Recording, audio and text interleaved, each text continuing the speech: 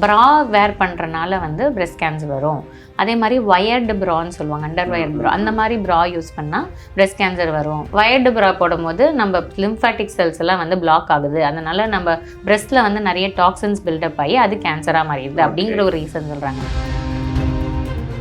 இப்போ ரீசெண்டாக ரஷ்யாவில் வேக்சின் கண்டுபிடிச்சிட்டாங்க கேன்சருக்கு, ரொம்ப சீக்கிரமாக குணப்படுத்திடலாம், அது ஒரு பெரிய ரிவால்யூஷன் கிரியேட் பண்ண போதெல்லாம் பேசிகிட்டு இருக்காங்க. அந்த ஒரு பர்டிகுலர் பர்சனோட கேன்சர் செல்ஸை டார்கெட்டை வந்து யூஸ் பண்ணிவிட்டு அவங்களுக்கு டார்கெட்டடாக ஒரு வேக்சின் வந்து கண்டுபிடிச்சிருக்கேன்னு அவங்க வந்து ப்ரெஸ்லலாம் அனௌன்ஸ் பண்ணியிருக்காங்க. நைட்டு தூங்காததும் கேன்சருக்கு ஒரு ரீசனாக சொல்கிறாங்க. ஹெல்தி லைஃப் ஸ்டைலுங்கிறது வந்து not only food, not only வந்து ஃபிசிக்கல் ஆக்டிவிட்டி, இது நிறைய விஷயங்கள் இருக்குது. ப்ரீவியஸ்லி பார்த்தீங்கன்னா வயசு அதிகமாக இருக்கவங்களுக்கு கேன்சர் ரிஸ்க் ஜாஸ்தி அப்படிங்கிற மாதிரி வந்திருக்கு.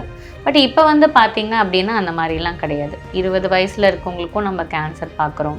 அதாவது இப்போ டொபாக்கோ இன்டியூஸ்ட் கேன்சரே பார்த்தீங்கன்னா இப்போ நிறைய பேர் வந்து டொபாக்கோ ரொம்ப ஏர்லி ஏஜ்லேயே வந்து கூட யூஸ் பண்ணுறாங்க. இப்போ அவங்களுக்குலாம் வந்து நமக்கு ஏர்லியாகவும் இருக்குது.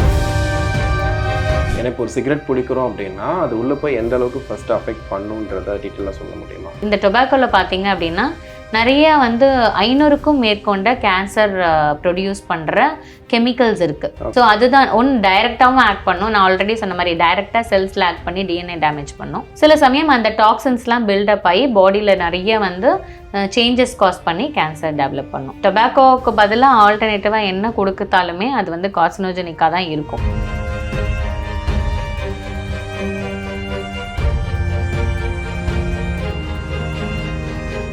ஹெல்த் பல்ஸ் நேயர்களுக்கு கிறிஸ்டியின் அன்பு வணக்கம். இன்று நம்மோடு புற்றுநோய் மருத்துவர் டாக்டர் அன்பரசி இணைஞ்சிருக்காங்க. வணக்கம் மேம். வணக்கம். எப்படி இருக்கீங்க மேம்? நல்லா இருக்கேன். இப்போ இந்த நோ ப்ரா டேலாம் வந்து கொண்டாடுறாங்க, அதை பற்றி பேசுகிறாங்க நிறைய பேர். இப்போ வந்து ரீல்ஸ்லாம் பார்க்குறோம். அது வந்து இப்போ என்னன்னா முன்னாடி வந்து ரொம்ப கம்மியாக யூஸ் பண்ணிட்டு இருந்தாங்க. பட் இப்போ உள்ளாடைகள் போடும்போது ரொம்ப டைட்டாக போடுறது, நிறைய மாடல்ஸில் நிறைய விஷயங்கள் புதுசாக கொண்டு வராங்க. அது எப்படி வியர் பண்ணுறதுன்னு தெரியாமல் சில பேர் வியர் பண்ணுறது, இந்த மாதிரியான சிக்கல்கள்னாலையும் இது ரொம்ப அஃபெக்ட் ஆகும் நினைக்கிறேன். ஸோ அனதர் காமன் மித் என்னென்னா ப்ரா வேர் பண்ணுறனால வந்து பிரெஸ்ட் கேன்சர் வரும். அதே மாதிரி வயர்டு ப்ரான்னு சொல்லுவாங்க, அண்டர் வயர்டு ப்ரா, அந்த மாதிரி ப்ரா யூஸ் பண்ணால் பிரெஸ்ட் கேன்சர் வரும். ஸோ இது எப்போ ஸ்டார்ட் ஆச்சு அப்படின்னா ஒரு 1995 ஒரு புக்கு வந்தது. அதில் வந்து ஒரு ஆத்தர் எழுதியிருந்தார். இந்த மாதிரி வந்து பிரெஸ்ட் கேன்சர் பேஷண்ட்ஸையும் நார்மல் பேஷண்ட்ஸையும் இன்டர்வியூ பண்ணும்போது பிரெஸ்ட் கேன்சர் பேஷண்ட்ஸ்லாம் வந்து இந்த மாதிரி வயர்டு ப்ரா யூஸ் பண்ணுறாங்க, ரொம்ப நேரம் வேர் பண்ணியிருக்காங்கன்ற ஹிஸ்ட்ரி இருக்கனால இதுக்கும் லிங்க் இருக்குது அப்படின்ற மாதிரி அவர் எழுதினார். அதுக்கப்புறம் தான் இது ஸ்டார்ட் ஆச்சு. ஸோ பேசிக்லி பார்த்தீங்கன்னா ப்ரா வந்து கேன்சர் காஸ் பண்ணுமா அப்படின்னு பார்த்தீங்கன்னா கண்டிப்பாக கிடையாது. So there is no scientific proof. So அதுக்கு அவங்க என்ன காரணம் சொல்கிறாங்க அப்படின்னா இந்த டியோட்ரண்ட்டில் சொன்ன மாதிரியே தான் இதில் என்ன காரணம் சொல்கிறாங்கன்னா வயர்டு ப்ரா போடும்போது நம்ம லிம்ஃபாட்டிக் செல்ஸ் எல்லாம் வந்து பிளாக் ஆகுது, அதனால நம்ம பிரெஸ்ட்டில் வந்து நிறைய டாக்ஸின்ஸ் பில்டப் ஆகி அது கேன்சராக மாறிடுது அப்படிங்கிற ஒரு ரீசன் சொல்கிறாங்க. ஃபர்ஸ்ட் ஆஃப் ஆல் பிரெஸ்ட்டில் பார்த்தீங்க அப்படின்னா நமக்கு வந்து லிம்ஃபாட்டிக்ஸ் எல்லாமே அது டிஃப்ரெண்ட் டைரக்ஷனில் போகும். நம்ம அண்டர் வயர்டு ப்ராங்கிறது வந்து என்னென்னா ஸ்கின்னில் அது பிளாக் பண்ணுறதுனால லிம்ஃப் வந்து வெளியேற முடியாது அப்படிங்கிறது கிடையாது. ஸோ அதுக்குன்னு அது வேறு வழி இருக்கும், அது வழியாக அந்த லிம்ஃபாட்டிக் ஃப்ளூயிட்ஸ் எல்லாமே வெளியேறும். பிரெஸ்ட்டில் இந்த டாக்ஸின்ஸ் பில்ட் ஆகுது, அது கேன்சராக மாறும் அப்படிங்கிறது எல்லாமே சயின்டிஃபிக்லி ப்ரூவன் கிடையாது. அதுக்கும் லிங்க் கிடையாது.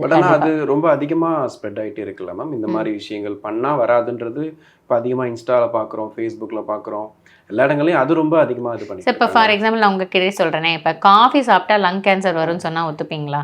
ஸோ அதாவது டிஃப்ரென்ஸ் இருக்குது. ஃபார் எக்ஸாம்பிள் இப்போ பார்த்தீங்க அப்படின்னா இப்போ வந்து சிகரெட் பிடிச்சா லங் கேன்சர் வரும்னு நமக்கு தெரியும்.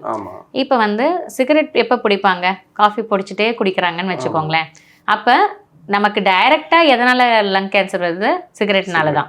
பட் கூட காஃபியும் சேர்த்து குடிக்கிறாங்க. இப்போ இவங்க காஃபி நிறையா குடித்தனால காஃபினால தான் கேன்சர் வருதுங்கிறது ஒத்துக்க முடியாது. ஸோ அந்த மாதிரி இது ஒரு கோரிலேஷன் தானே ஒழிய டைரெக்டாக வந்து எப்படி காஃபி லங் கேன்சர் காஸ் பண்ண முடியாதோ இதுவுமே வந்து ப்ரா வந்து கண்டிப்பாக பிரெஸ்ட் கேன்சர் காஸ் பண்ண முடியாது. இந்த மாதிரி அது ஒரு கோரிலேஷன் நேச்சுரலி அமைஞ்சிருச்சே ஒழிய இதுதான் ரீசன்ங்கிறது கண்டிப்பாக கிடையாது. இப்போ ரீசெண்டாக ரஷ்யாவில் வேக்சின் கண்டுபிடிச்சிட்டாங்க கேன்சருக்கு, ரொம்ப சீக்கிரமாக குணப்படுத்திடலாம், இது ஒரு பெரிய ரிவால்யூஷன் கிரியேட் பண்ண போதெல்லாம் பேசிகிட்டு இருக்காங்க. அதை பற்றி நீங்கள் என்ன நினைக்கிறீங்க? ஸோ கேன்சர் வேக்சின் அப்படின்னு பார்த்தீங்க அப்படின்னா இப்போ எப்படி நமக்கு கோவிட் டைமில் நம்ம வந்து mRNA யூஸ் பண்ணி நம்ம கோவிட் வேக்சின் கண்டுபிடிச்சோம் இல்லைங்களா? ஸோ ரஷ்யாவில் சொல்லியிருக்கிறது கிட்டத்தட்ட அதே மாதிரி தான். அந்த ஒரு பர்டிகுலர் பர்சனோட கேன்சர் செல்ஸை டார்கெட்டை வந்து யூஸ் பண்ணிவிட்டு அவங்களுக்கு டார்கெட்டடாக ஒரு வேக்சின் வந்து கண்டுபிடிச்சிருக்கேன்னு அவங்க வந்து ப்ரெஸ்லலாம் அனௌன்ஸ் பண்ணியிருக்காங்க. பட் ஆஸ் ஆங்காலஜிஸ்ட், அதாவது ஒரு கேன்சர் டாக்டராக பார்த்தீங்கன்னா இன்னும் ஹியூமன்ஸ் எல்லாம் வச்சு நிறைய பேர் வச்சு அந்த பப்ளிகேஷன்ஸ்லேயோ இல்லை பெரிய ட்ரையலோட இதுவும் நமக்கு இன்னும் வரலை. பட் இந்த இதில் அவங்க யூஸ் பண்ணது பார்த்தீங்க அப்படின்னா பர்சனலைஸ்ட் இம்யூனோதெரப்பி அப்படிங்கிற மாதிரி. ஸோ அது வந்து அந்த பேஷண்ட்டுக்குரிய செல்ஸ்லேருந்து அந்த எம்ஆர்என்ஏ வச்சு கோட் பண்ணி திரும்ப அதை அவங்களுக்கு அனுப்பிச்சு அந்த கேன்சருக்கு அகெயின்ஸ்டாக வந்து பண்ணுறது தான் இவங்க யூஸ் பண்ணியிருக்காங்க. கண்டிப்பாக ஃப்யூச்சரில் இது ப்ராமிசிங்காக இருக்கும். பட் இப்போ வந்து பார்த்திங்கன்னா இப்போவும் என்கிட்ட நிறைய பேஷண்ட்ஸ் தான் நாங்கள் பணம் ஸ்பெண்ட் பண்ண ரெடியாக இருக்கோம், எனக்கு அந்த வேக்சின் சொல்லுங்கன்னு சொல்கிறாங்க. பட் இன்னும் வந்து அதோட லாங் டேர்ம் ரிசல்ட்ஸ் நமக்கு வரலை. இன்னும் வந்து அவங்களே வந்து ரஷ்யனில் வந்து ஓப்பன் டு ஜென்ரல் பப்ளிக்குன்னு சொன்னாலுமே இன்னும் அவங்களோட பப்ளிஷ்டு டேட்டா நமக்கு வரல. பட் ஃப்யூச்சரில் கண்டிப்பாக வந்து இம்யூனோ ஆங்காலஜி அப்படிங்கிறது வந்து ப்ராமிசிங் ரிசல்ட்ஸாக இருக்கும். பட் ஸ்டில் இப்போ பொறுத்த வரைக்கும் ஸ்டாண்டர்ட் ஆஃப் ட்ரீட்மெண்ட் கேன்சர் ட்ரீட்மெண்ட்டில் அப்படின்னு பார்த்தீங்கன்னா சர்ஜரி, கீமோதெரப்பி, ரேடியேஷன், இது இம்யூனோதெரப்பி, இதுதான் இப்போதைக்கு ஸ்டாண்டர்ட். அவங்க சொல்கிற வேக்சினுக்கு வந்து இன்னும் கொஞ்சம் நாள் இருக்குது. ஓகே. ஒரு காலம் வரைக்கும் வந்துட்டு வீட்டு வேலை செய்யும் போது இந்த மாதிரியான பெரிய விஷயங்கள் நடக்கலை அப்படின்ற மாதிரி சொல்கிறாங்க. குறிப்பாக இப்போ ஆட்டுக்கல்ல மாவாட்டுறது, குனிஞ்சு நிமிர்ந்து வேலை பார்க்குறாங்க. ஸோ இதனாலலாம் எங்களுக்கு எதுவுமே வரல. பட் இந்த காலத்தில் அந்த மாதிரி கிடையாது. போய் உட்காடுறாங்க, வேலை செய்கிறாங்க, திரும்ப வீட்டுக்கு வராங்க. ஸோ இதுவே பெரிய ஃபேக்டர் அப்படின்னு சொல்கிறாங்களே. ஸோ ஃபர்ஸ்ட் ஆஃப் ஆல் வந்து இந்த ஆட்டுக்கல்ல மாவாட்டுறது, வீடு கூட்டி துடைக்கிறது, இதெல்லாம் வந்து அந்த காலத்தில் ஒரு விமனை வந்து வீட்டுக்குள்ளேயே அடைச்சி வைக்கிறதுக்கான யூஸ் பண்ண ஒரு யுக்திகள் தான். ஸோ இப்போ வந்து அட்வான்ஸ்டு மிஷின் வந்துருச்சு, அதனால் வந்து அவங்களுக்கு வந்து நிறைய பிரச்சனை வருது. இதெல்லாம் வந்து பார்த்திங்கன்னா பெண்கள் முன்னேறது பிடிக்காமல் சொல்கிறவங்களோட இதாக தான் நான் பார்க்குறேன். ஸோ பட் ஜென்ரலாக வந்து வீட்டு வேலைன்றதை விட ஃபிசிக்கல் இன்ஆக்டிவிட்டின்னு சொல்லலாம். ஜென்ரலாகவே நாட் ஒன்லி ஃபார் விமென், மென்னுக்குமே பார்த்தீங்க அப்படின்னா ஃபிசிக்கல் இன்ஆக்டிவிட்டின்னு சொல்லுவோம். அதாவது ஒபிசிட்டி, அதாவது இப்போ நம்ம எந்த வேலையும் செய்யாமல் இருந்ததுன்னா நம்ம பாடியில் வந்து உடல் பருமனோ இல்லை கொலஸ்ட்ரால் லெவலோ ஜாஸ்தி ஆகிக்கிட்டே இருக்கும். ஸோ அந்த மாதிரி இருக்கிறப்ப என்ன ஆகும் அப்படின்னா அவங்களுக்கு இன்சுலின் வந்து ஒழுங்காக சுரக்காது, அப்போ அவங்களுக்கு சுகர் டெவலப் ஆகும். இதெல்லாம் மல்டிபிள் ஃபேக்டர்ஸ் எல்லாம் சேரும் போது அவங்களுக்கு நாட் ஒன்லி கேன்சர், ஜென்ரலாக நிறைய விதமான நோய்கள் வர்றதுக்கான வாய்ப்பு இருக்குது. ஸோ இப்போ பார்த்தீங்க அப்படின்னா வீட்டு வேலை வீட்டு வேலை செய்கிறதும் நம்ம ரெகுலர் எக்ஸசைஸும் இட் இஸ் நாட் ஈக்குவல். ஓகேங்களா? ஸோ ஃபிசிக்கல் ஆக்டிவிட்டிங்கிறது என்னென்னா ரெகுலராக வந்து நம்ம வந்து வாக்கிங் போகிறதோ இல்லை ஜிம்மில் ஒரு பர்டிகுலர் கைண்ட் ஆஃப் எக்ஸசைஸ் பண்ணுறதோ வந்து ஃபிசிக்கலாக மட்டும் கிடையாது, மென்டலியுமே வந்து நிறைய ரிலாக்ஸேஷன் கொடுக்கும். மென்டலி ரிலாக்ஸ் ஆகிறனால பார்த்திங்கன்னா மென்டல் ஹெல்த்தும் நல்லாயிருக்கும். அதனால் அவங்க பாடியில் வந்து இம்யூனிட்டி ஆட்டோமேட்டிக்காகவே ஜாஸ்தியாக இருக்கும். இதே பார்த்திங்கன்னா சில பேர் என்ன சொல்லுவாங்க, வரும்போது எல்லா வேலையும் நான் தான் டாக்டர் பண்ணுவேன், பயங்கர சுறுசுறுன்னு ஓடிக்கிட்டே இருப்பேன், அப்பயே எனக்கு இந்த பிரச்சனை வந்துருச்சு அப்படின்னு சொல்லுவாங்க. ஸோ வேலைங்கிறது என்னென்னா நம்ம இது பண்ணணுங்கிறதப்ப அந்த மென்டல் ரிலாக்ஸேஷன் இருக்காது, ஒரு கைண்ட் ஆஃப் ஸ்ட்ரெஸ்ஸாக தான் இருக்கும். அப்போ என்ன ஆகும், அவங்களோட பாடியில் இருக்க இம்யூனிட்டி வந்து கொஞ்சம் குறையும், நிறைய ஸ்ட்ரெஸ் ஹார்மோன்ஸ் வந்து ரிலீஸ் ஆகும்.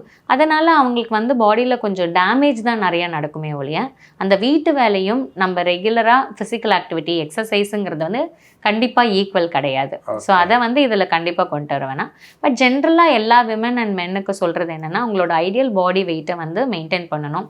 குழந்தை பிறந்தாலும் பீரியட்ஸ் நின்னாலும் என்ன வயசானாலுமே, இப்போ என்னோடய பேஷண்ட்ஸ்லாம் இப்போ 65 வயசு வந்தால் கூட நீங்கள் ஜிம் ஜாயின் பண்ணுங்கள் அப்படிங்கிறது தான் நான் சொல்லுவேன். ஏன்னா வந்து ஒரு ஃபிசிக்கல் ஆக்டிவிட்டிங்கிறது நம்மளோட லைஃப் ஸ்டைலில் ஒரு பார்ட்டாக இருக்கணும். எப்படி வந்து டெய்லியும் நம்ம பல்லு விளக்குறோம், சாப்பிட்றோம், தூங்குறோம், அது மாதிரி நம்மளோட லைஃப் ஸ்டைலில் என்னைக்கு வந்து இன்றைக்கி 30 நிமிஷம் வந்து நம்ம இன்றைக்கி எக்ஸசைஸ் பண்ணியிருக்கோங்கிறது எப்போ லைஃப் ஸ்டைல் மாறுதோ அப்போ தான் நம்மளோட கண்ட்ரியில் நம்மளோட ஃபேமிலியில் எல்லாத்துக்குமே நிறைய டிசீஸ் வந்து குறையும், இன்க்ளூடிங் கேன்சர். கண்டிப்பாக. இப்போ ஜென்ஸ்க்கு வந்து ஆண்களுக்கு வந்துட்டு தூக்கம் அப்படிங்கிறதுமே பெரிய இதை சொல்கிறாங்க, ஒரு ஃபேக்டராக சொல்கிறாங்க. தூங்காமல் இருக்கிறது, ஒரு 4 o'clock போயிட்டு ஒரு பிரியாணி சாப்பிட்றது, அதுக்கப்புறமா போயிட்டு ஜிம்முக்கு போகிறேன்னு சொல்கிறது, இதெல்லாம் வந்து ஹெல்ப் பண்ணுமா? இப்போ இதெல்லாம் பண்ணிவிட்டு ஜிம்முக்கும் போகிறது ஹெல்ப் பண்ணுமா? ஸோ நீங்கள் ஜென்ரலாக கேட்குறீங்களா கேன்சர் ரிலேட்டடாக? கேன்சர் ரிலேட்டடாகவே கேட்குறேன். ஏன்னா இப்போ அவங்க நைட்டு தூங்காததும் கேன்சருக்கு ஒரு ரீசனாக சொல்கிறாங்க, ஒரு ரெஸ்ட் கொடுக்காமல் இருக்கிறதும் பெரிய பிரச்சனை அப்படின்னு சொல்லிட்டு. ஸோ அதுவும் இதுவும் ரிலேட்டடானு கேட்குறேன். ஸோ அதுதான் எப்போவுமே வந்து நம்ம பாடியில் வந்து அந்த பர்டிகுலர் ரெகுலர் ஹெல்தி லைஃப் ஸ்டைலுன்னு சொல்லுவோம். ஹெல்தி லைஃப் ஸ்டைலுங்கிறது வந்து not only food, not only வந்து ஃபிசிக்கல் ஆக்டிவிட்டி, இது நிறைய விஷயங்கள் இருக்குது.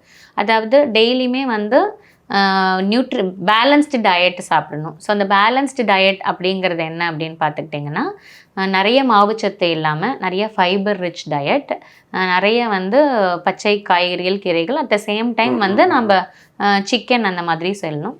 அண்ட் ரெட் மீட்டை நாங்கள் யூஸ்வலி அவாய்ட் பண்ண சொல்லுவோம். ஏன்னா ரெட் மீட் வந்து டைரக்ட்லி லிங்க் டு கோலான் கேன்சருங்கிறது ஆல்ரெடி வந்து ப்ரூவன் ஆயிடுச்சு.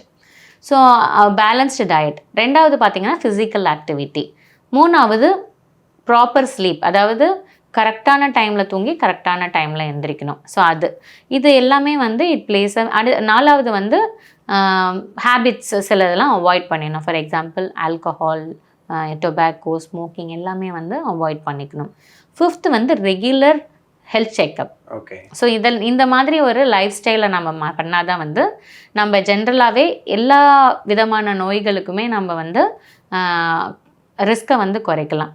ஸோ ஆண்களுக்குன்னு இல்லை, பெண்களுக்கும் இதே தான். ஸோ இப்போ ஒருத்தங்க போய் நிறைய பிரியாணி சாப்பிட்றாங்க, அதுக்கு எக்ஸ்ட்ரா ஒரு 1 hour நான் ஒர்க் பண்ணுறேன் அப்படிங்கிறது வந்து டெஃபினெட்லி அது வந்து அன்ஹெல்தி தான் கம்பேர்ட் டு பீப்புள். இப்போ ஒருத்தர் ரெகுலராக இந்த டைமுக்கு தூங்குறாரு, இந்த நேரம் எக்ஸசைஸ் பண்ணுறாரு, இந்த மாதிரி ஃபுட்டு சாப்பிடும்போது அவங்களுக்கு கம்பேர் பண்ணும்போது இது அன்ஹெல்தியான ஹேபிட் தான். செர்டன் ஏஜ் குரூப் ஏதாவது இருக்கா மேம்? இப்போ வர்றவங்களில் இவங்களுக்கு அதிகமாக இந்த வாய் புற்றுநோய் வருது, இவங்களுக்கு லங் கேன்சர் வருது, அந்த மாதிரி எதுவும் ஒரு ஏஜ் குரூப்? ப்ரீவியஸ்லி பார்த்தீங்கன்னா வயசு அதிகமாக இருக்கவங்களுக்கு கேன்சர் ரிஸ்க் ஜாஸ்தி அப்படிங்கிற மாதிரி வந்திருக்கு.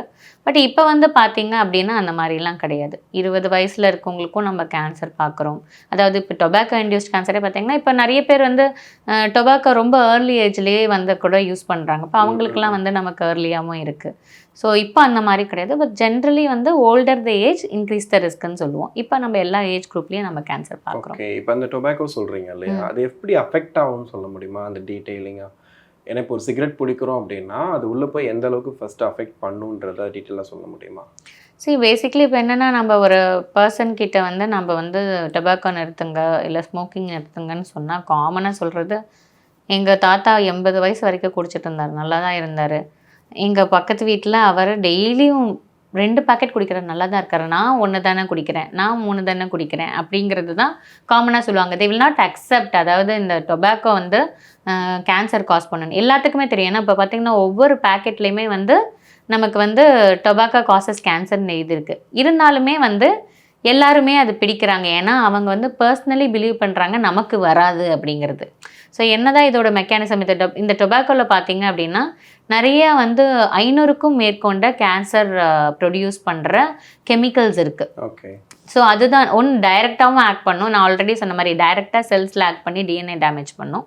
சில சமயம் அந்த டாக்ஸின்ஸ்லாம் பில்டப் ஆகி பாடியில் நிறைய வந்து சேஞ்சஸ் காஸ் பண்ணி கேன்சர் டெவலப் பண்ணும். இது எல்லாமே வந்து எல்லாத்துக்குமே தெரிஞ்சது தான். இப்போ வந்து ஈவன் ஒரு ஃபஸ்ட் ஸ்டாண்டர்ட் படிக்கிற குழந்தை கூட ஸ்மோக்கிங் காசஸ் கேன்சர் அப்படிங்கிறது சொல்லுவாங்க. But still people are doing it because அவங்க வந்து அவங்களுக்கு வருங்கிறத அவங்க அக்செப்ட் பண்ணிக்க மாட்டாங்க. நமக்கு வராதுங்கிற ஒரு பிலீஃபில் தான் அது பண்ணுறாங்க. அது வந்து கண்டிப்பாக வந்து continuous health education and self discipline சொல்லுவோம். ஸோ அது நம்ம தான் அதை மாற்றிக்கணும். இப்போ நிறைய பேர் ஆயுர்வேதிக் சிகரெட்னு ஒன்று போகிறாங்க. அதில் சில இலைகளை வந்து அதை வச்சு அதை வந்து பதப்படுத்தி அதை இன்னைக்கு சேல் பண்ணிட்டு இருக்காங்க. அதுக்கு அப்ரூவ்டும் கொடுக்குறாங்க. அதை ஸ்மோக் பண்ணும்போது கேன்சர் வராது, நமக்கு இந்த பாதிப்பை விட இதில் பாதிப்பே இருக்காது, 0 நிக்கோட்டின் அந்த மாதிரிலாம் பேசிகிட்டு இருக்காங்க. அது உண்மையிலே பெனிஃபிட்டாக இருக்குமா ஒருவேளை இந்த அடிக்ஷன் வெளியே வர்றதுக்கு? ஸோ இப்போ பார்த்தீங்க அப்படின்னா சிகரெட்ஸ், வேப்பிங்கும் இதே கான்செப்ட் தான். அதில் நிக்கோட்டினே இல்லை, இருந்தாலும் வந்து நாங்கள் டொபாக்கோவே கிடையாது, அது வந்து சேஃப் அப்படின்னு சொல்கிறாங்க. Smoking in any form is injurious to health, அவ்வளோதான். ஸோ இப்போ இந்த ஆயுர்வேதிக் சிகரெட்ஸில் என்ன யூஸ் பண்ணுறாங்கன்னு எனக்கு பர்சனலாக தெரியாது, பிகாஸ் நான் அலோபதிக் டாக்டர். பட் ஜென்ரலாக வந்து அதை டொபாக்கோவுக்கு பதிலாக ஆல்டர்னேட்டிவாக என்ன கொடுத்தாலுமே அது வந்து கார்சினோஜெனிக்காக தான் இருக்கும். ஸோ ஸ்மோக்கிங் எனி ஃபார்ம் வந்து கண்டிப்பாக டேஞ்சரஸ் டு ஹெல்த் தான். Even 1 cigarette it is dangerous. கண்டிப்பாக நிறைய விஷயங்கள் பேசணும். நேரத்துக்கு நன்றி. தேங்க்யூ.